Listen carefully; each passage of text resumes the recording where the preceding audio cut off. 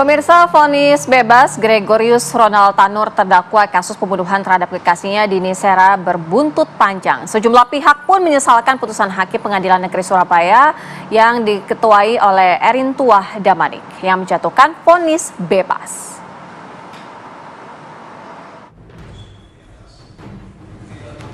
Vonis bebas Gregorius Ronald Tanur terdakwa kasus pembunuhan terhadap kekasihnya Dini Sera berbuntut panjang. Sejumlah pihak menyesalkan putusan Hakim Pengadilan Negeri Surabaya yang diketuai Erin Tuah Damanik yang menjatuhkan vonis bebas. Kritikan keras bahkan datang dari Komisi 3 DPR RI, Kejaksaan Agung RI, hingga Komisi Yudisial.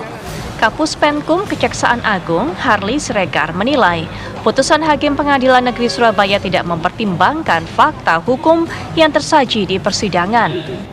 Sementara itu, Ketua Komisi 3 DPR RI, Ahmad Syahroni, mengaku heran terhadap putusan hakim dan menilai para hakim yang memutus harus diperiksa secara menyeluruh oleh pihak-pihak yang berwenang. Rencananya Komisi 2 DPR RI akan memanggil pihak keluarga korban Dini Sera Afrianti dan mendorong jaksa untuk mengajukan kasasi. Ya, vonis bebas terhadap Gregorius Ronald Tanur terlanjur menjadi kontroversi. Akankah jaksa mengajukan kasasi atau menerima putusan bebas majelis hakim? Tim TV One mengabarkan.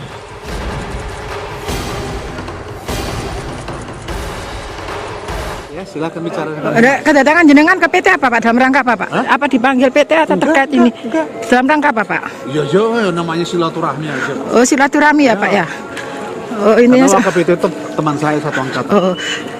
Pak, terkait putusan kemarin tuh gimana banyak tuh Mas. Oke, siap. Buktinya sudah ada dalam pertimbangan itu semua. Oke.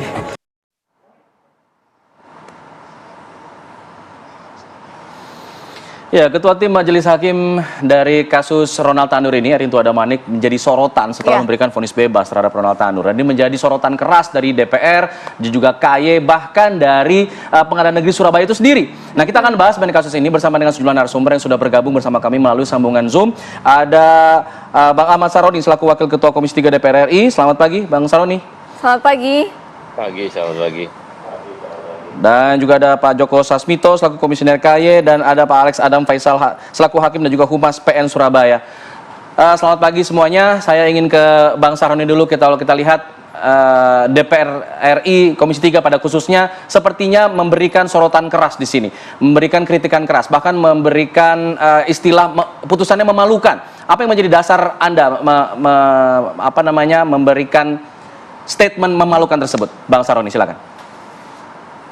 Ya, ini presiden buruk ya bagi pengadilan yang ada di Surabaya.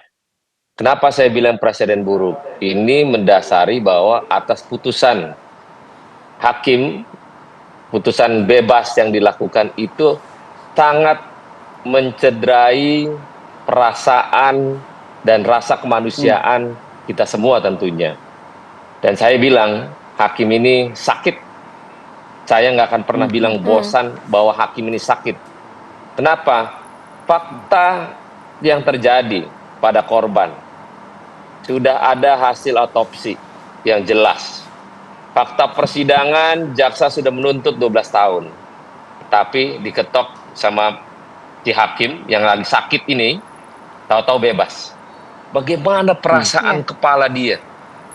Apa dia nggak punya anak perempuan apa?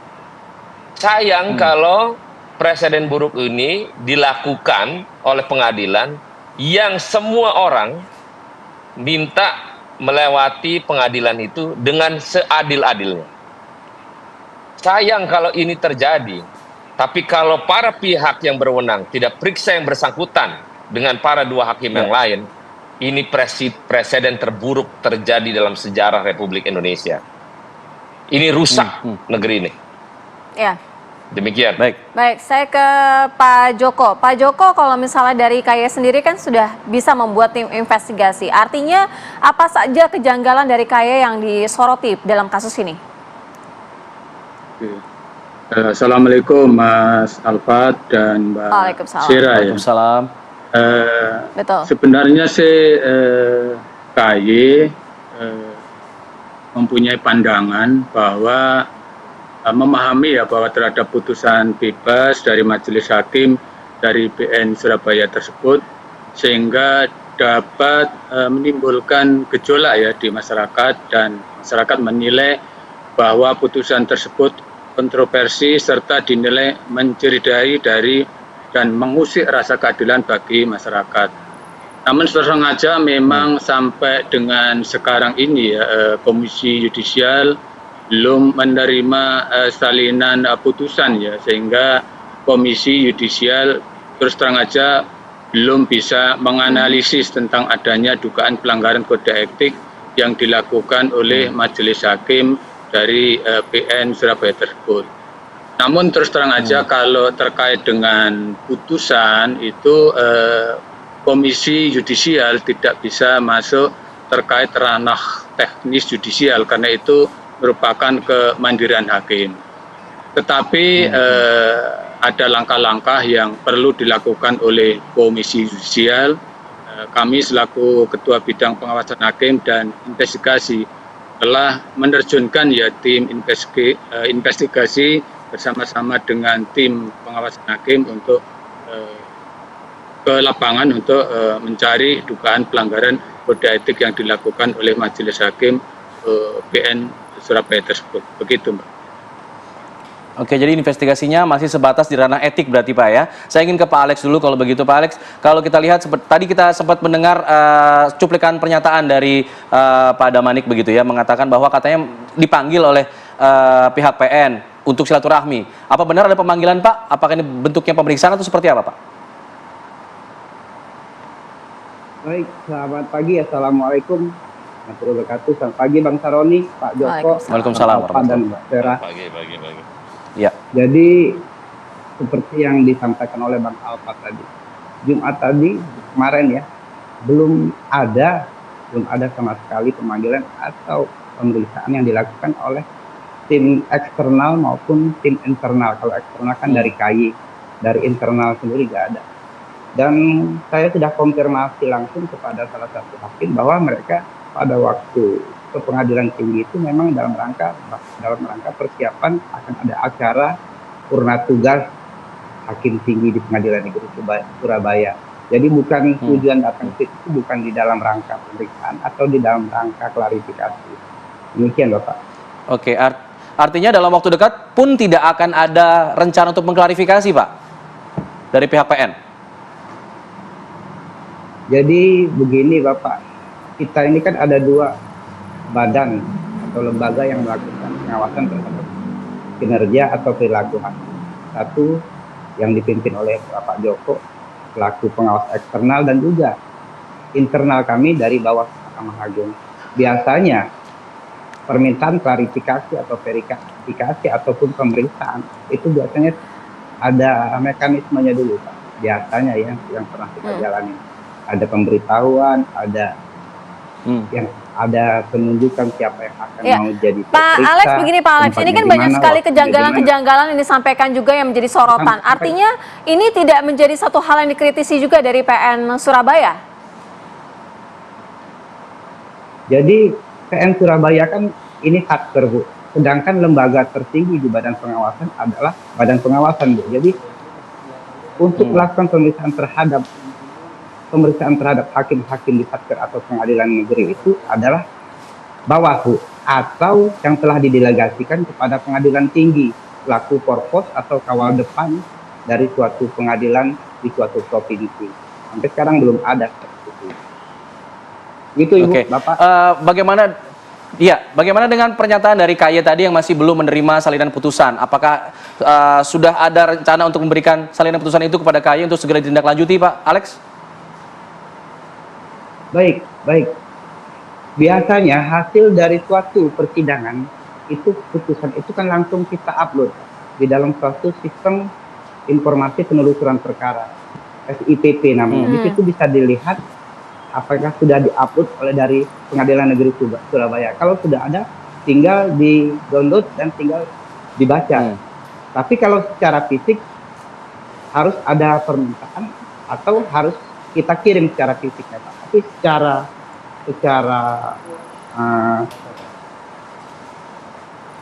secara sistem Prosedural itu begitu ya? sudah mungkin sudah ada. Nanti saya cek apa ini secara pastinya di SIPP IT dari Pengadilan Negeri Surabaya sudah memasukkan atau belum putusan tersebut. Baik. Baik, saya ingin ke Bang Saroni. Bang Saroni, kita dengar sendiri tadi Iya. belum ada rencana untuk pemeriksaan internal, begitu eksternal pun masih menunggu salinan putusan. Apakah di sini DPR Komisi 3 khususnya perlu turun tangan secara langsung begitu, mengingat ini tadi Anda katakan mencederai rasa keadilan publik? Hari Senin kita RDPU dengan keluarga korban dan pengacaranya.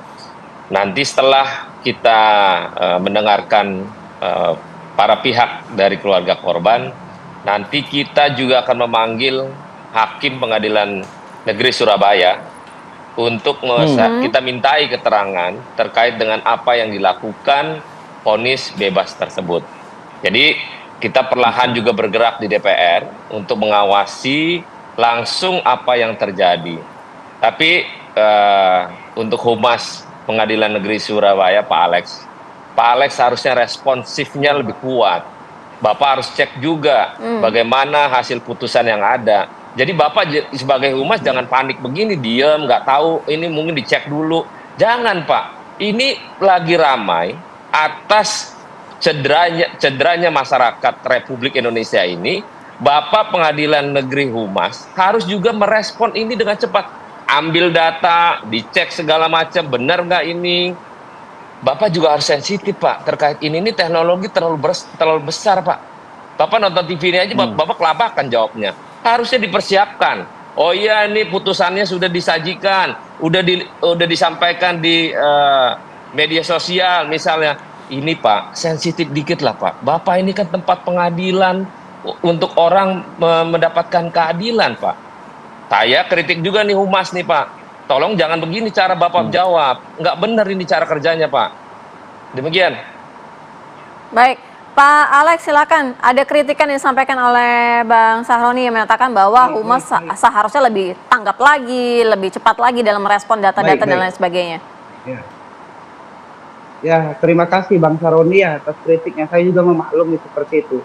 Perlu diketahui, kemarin ini saya baru selesai dari sakit, Pak. Kemarin juga banyak wartawan yang mencari saya di kantor, tapi memang gimana kondisi. Jadi saya sempatkan hari ini untuk melalui langsung aja saya melalui hakim-hakim itu saya tanya tuh melalui aktif Pak. Jadi tidak ketemu karena saya kemarin tidak masuk Pak sakit. Tapi nyatanya memang katanya pada waktu itu sudah upload, tapi untuk dipastikan sistem itu nanti saya lihat karena untuk membaca sistem itu kan harus langsung di servernya ada di Pengadilan Negeri Surabaya, Bapak. Saya sangat mengerti Bapak keluhan Bapak sebagai wakil rakyat seperti itu. Dan saya juga di dalam forum ini juga ya sangat mendukung adanya memang karena adanya gejolak ini bagaimana pendapat masyarakat khususnya dari Komisi 3 sebagai wakil rakyat. Dan kami sangat mendorong pada pihak-pihak ini untuk khususnya pihak korban melalui negara yang dilakukan oleh jaksa penuntut umum segera melakukan upaya hukum Bapak. Ini kan waktunya cuma 14 hari. Karena kalau putusan bebas itu waktunya 14 hari. Karena ada yang kita khawatirkan di sini kan ada prinsip hukum bahwa res judicata pro veritate habetur itu ada putusan hakim itu harus dianggap benar. Jadi kalau misalkan nanti 14 hari ini misalkan nanti sampai terlambat, jadi putusan ini nanti kekuatan hukum tetap. Sehingga ini yang kita dorong, kita selesaikan dulu. Sehingga aspirasi atau pendapat atau gejolak-gejolak ini nanti kita ukur lagi, kita periksa lagi di pengadilan yang lebih tinggi yaitu di Mahkamah Agung karena ranahnya untuk putusan bebas adalah kasasi. Jadi demikian Pak Sahroni, nanti saya akan sampaikan langsung kepada majelis hakimnya juga kepada IT kami. Bukan kami sangat tidak responsif Pak. Saya sejak hari Kamis itu sudah memantau ini. Tapi apa boleh buat memang kondisi saya memang lagi tidak sehat. Demikian Bapak. Oke. Terima kasih Pak Alex. Pak ini Alex baru penjelasan sebagai humas. Jadi jangan akhirnya gugup di awal. Bapak jelaskan aja kejadian ini tentang ini. Inilah mekanisme kerja di satu lembaga yang untuk menyampaikan ke publik karena reaksi publik ini tinggi. dalam proses mekanisme yang sudah ada itu harus dilalui. Ini terima kasih Pak Humas untuk menjelaskan ini. Apresiasi Pak. Terima kasih Pak.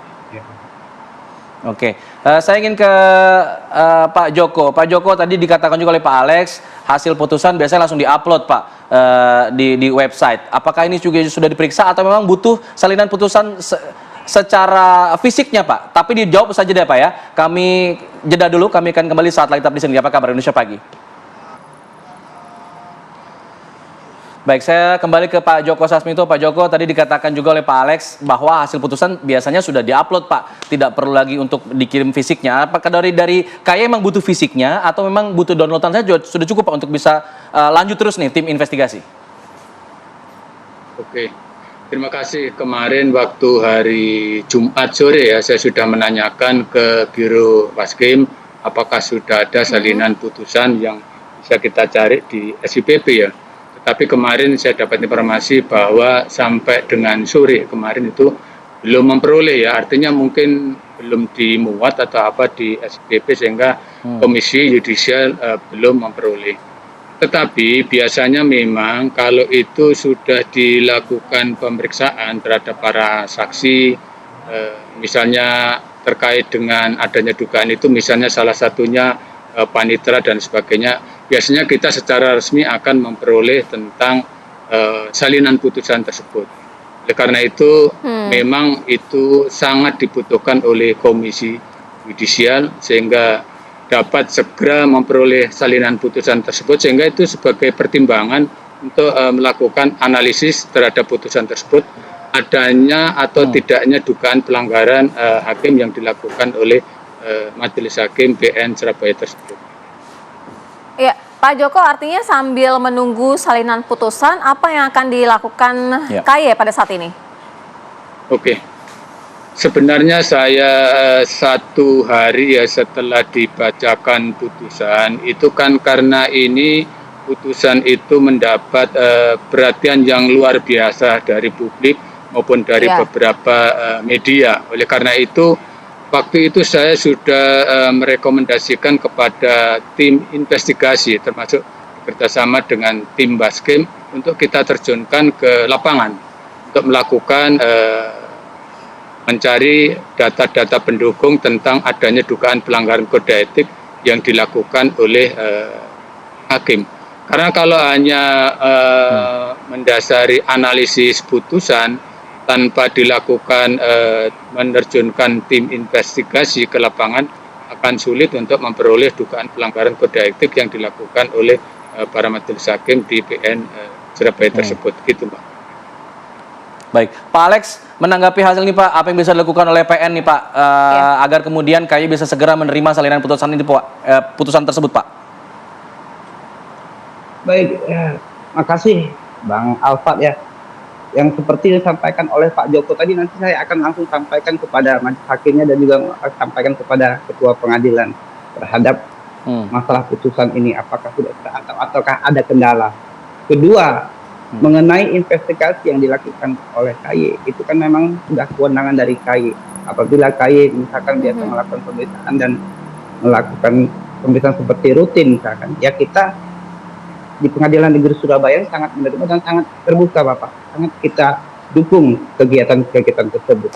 Tapi kalau investigasinya secara tertutup, ini kan kewenangan dan hanya KAY yang tahu. Demikian Bapak. Oke. Iya. Hari ini bisa dipastikan Pak salinan putusan diterima oleh KAY Pak? Nanti saya coba hubungin dulu Bapak ya. Kan mereka ini kan majelis hakim kan bertiga Pak. Siapa konseptornya, siapa PT-nya akan saya hubungi setelah acara ini Pak. Baik, Pak Alex, artinya dalam waktu dekat yang bisa dilakukan oleh PN Surabaya ini apa? Karena ini kan sangat-sangat menyorot juga dari masyarakat gitu. Kalau langkah yang sudah diambil KAY, kemudian dari anggota DPR juga sudah mengambil langkah. Nah, apa yang bisa dilakukan dari PN Surabaya?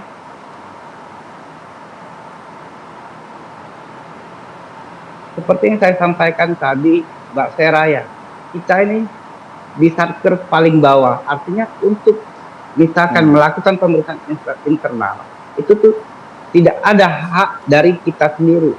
Yang berhak melakukan pemeriksaan terhadap internal ini adalah di atas kita. Itu pun mendapat delegasi daripada badan pengawasan. Misalkan PT diberikan delegasi untuk melakukan pemeriksaan Iya. ke Pengadilan Negeri Surabaya berdasarkan perintah daripada bawah. Kalau kita di sendiri tidak ada yang apa kita hanya menunggu. Iya, tapi artinya Dan welcome pasti ya kita Pak sangat-sangat untuk terbuka di sini. dipanggil juga hakimnya oleh anggota DPR ya? Betul Ibu.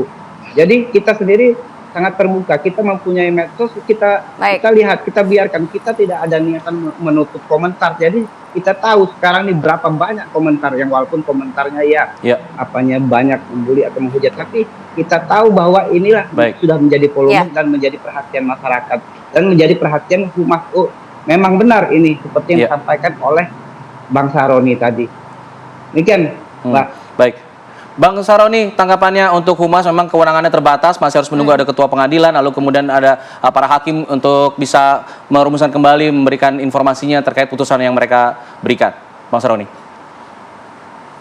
Pak Alex, saran aja, karena Pak Alex sudah berani menyampaikan ini di publik di pagi hari ini, Pak Alex jemput bola, telepon tuh hakim-hakim, kasih tahu ini mereka ini pada nonton TV apa enggak.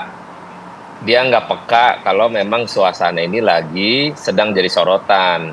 Lebih baik menyampaikan itu lebih tepatnya itu para hakim muncul di media, pertanggungjawabkan apa yang sudah dia putuskan. Ayo dong gentleman, orang dia yang ketok-ketok bertiga, sekarang dia ngumpet-ngumpet, nanti Pak Humas yang stres. Pak Humas nggak dikasih informasi yang tepat. Untuk KY, Pak, kejar Pak, terkait dengan data yang Bapak butuh.